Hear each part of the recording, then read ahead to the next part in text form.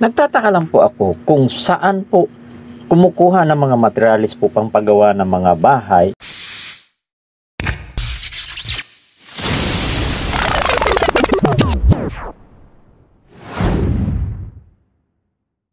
Yung mga nakatira dito. At yun nga po, inurirat ko at inalam ko, pinuntahan ko po yung dakong pinagkukunan nila at ito po aking nadatnan.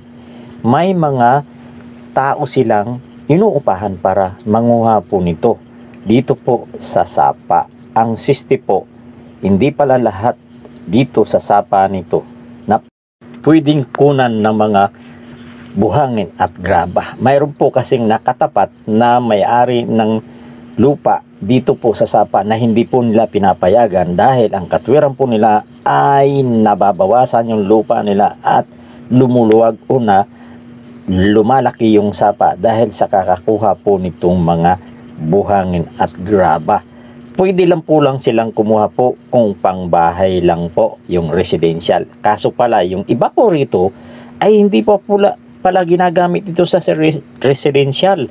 Ito po ay ginagamit mismo doon sa pabahay at alam nyo naman yung pabahay kung gaano kalawak ang paglalatagan ng buhangin at graba. Natural, talagang mauuka ang sapang ito. Kaya pala sila, pinagbabawalan silang kumuha rito. Pero yung iba po, panakaw po silang kumukuha at hindi na nila ho ito pinaalam o pinakikita. Ako lang po ang nakakita, patago lang po ito.